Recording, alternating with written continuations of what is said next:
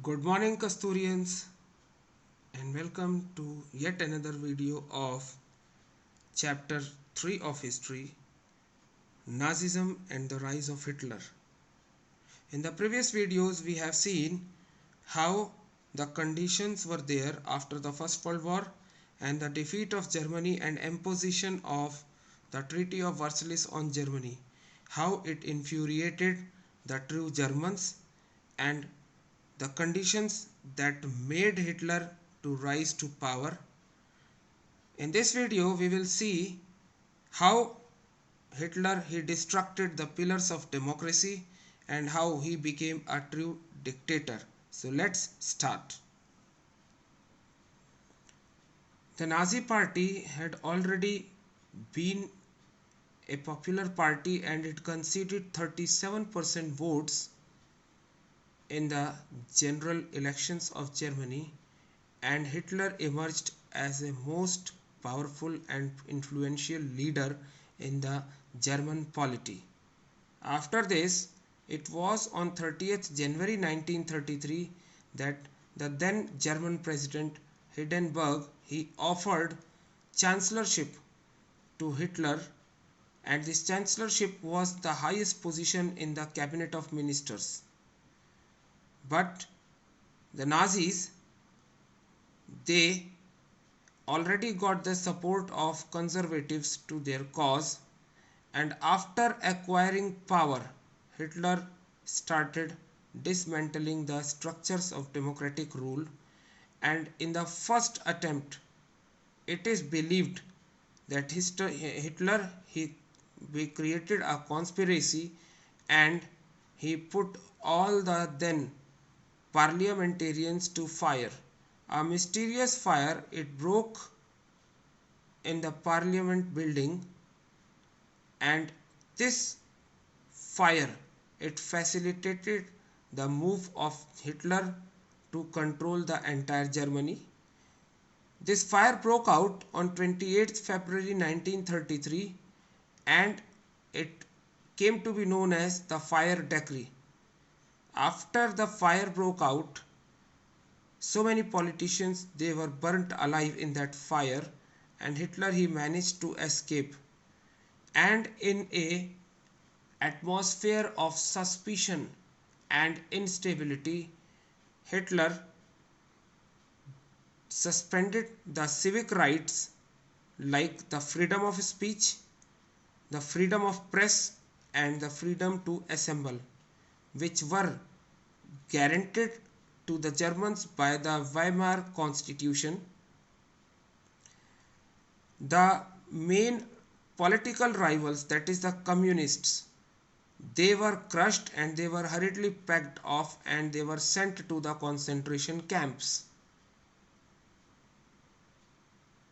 On March 3, 1933, the famous Enabling Act was passed, and this act established dictatorship in Germany where all the powers they were given to Hitler and the parliament was sidelined and the rule by decree was established. All the political parties and trade unions were banned except for the Nazi parties and the trade unions which were affiliated to the Nazi party. The state established complete control over the economy, media, army, and judiciary. After concentrating all the powers in his hand, Hitler started crushing his enemies. Special surveillance and security forces were created to control and order the society in a way in which the Nazis, or you can say Hitler, wanted the society to be. Apart from the already existing regular police force in green uniform and the SA, that is the stormtroopers, the German secret state police named as Gestapo, the SS, that is the special protection squads, the criminal police and the security service were all created, and these services or the newly created forces, they were given extra constitutional powers, and the Nazi state came to be reputed as the most dreaded criminal state. The people could now be detained in Gestapo torture chambers, and they can be rounded up and sent to concentration camps. The people were deported at will, or they were arrested without any legal proceedings. And the police forces, they acquired the power to rule with impunity or with discrimination.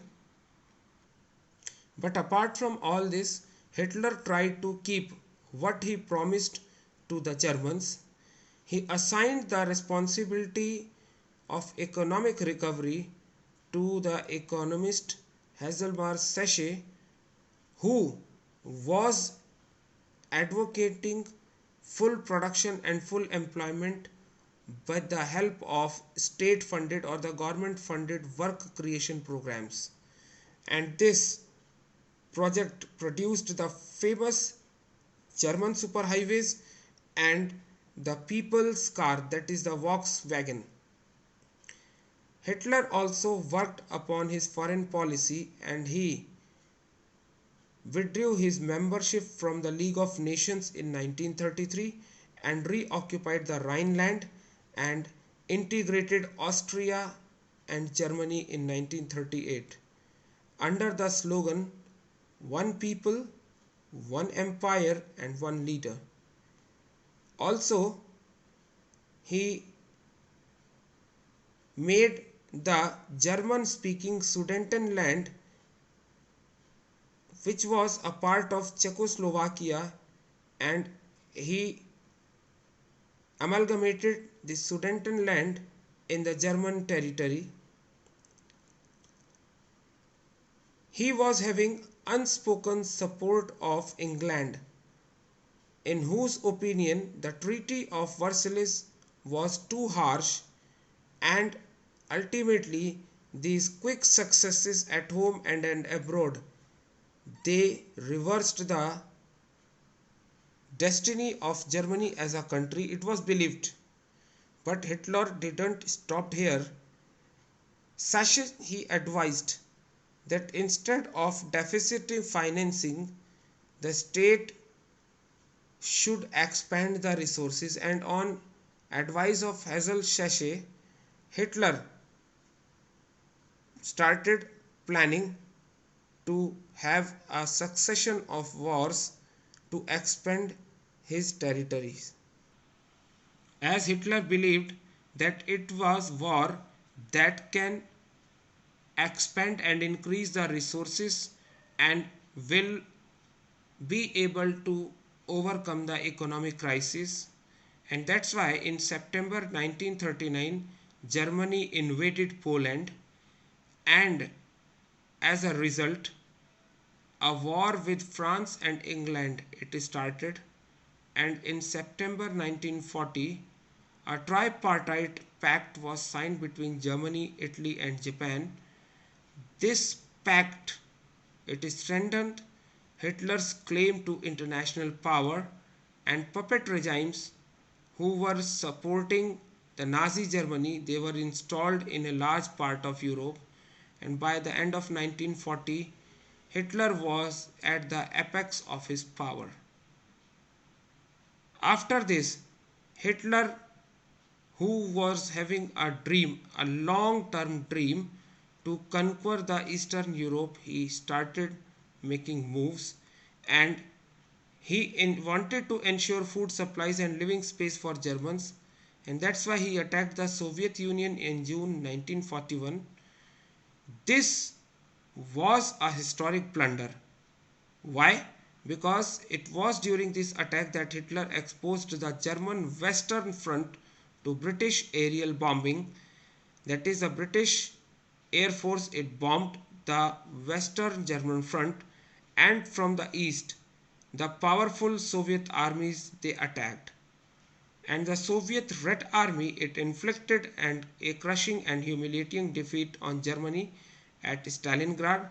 And after this the Soviet Red Army, It hounded out the retreating German soldiers until they reached the heart of Berlin, establishing Soviet hegemony over the entire Eastern Europe for a half a century thereafter. In the very beginning, USA resisted to enter into the war, but it could not stay out of the war for long because Japan it was expanding its power in the east, and the Japanese forces they attacked the US naval base in the Pacific, that is the Pearl Harbor. And when Japan extended its support to Hitler and bombed the US base at Pearl Harbor, the US entered the Second World War, and the war ended in May 1945, in which Hitler's defeat was there and the US it dropped the atom bomb on Hiroshima and Nagasaki in Japan. That's all we have in this video. Thank you and have a nice day.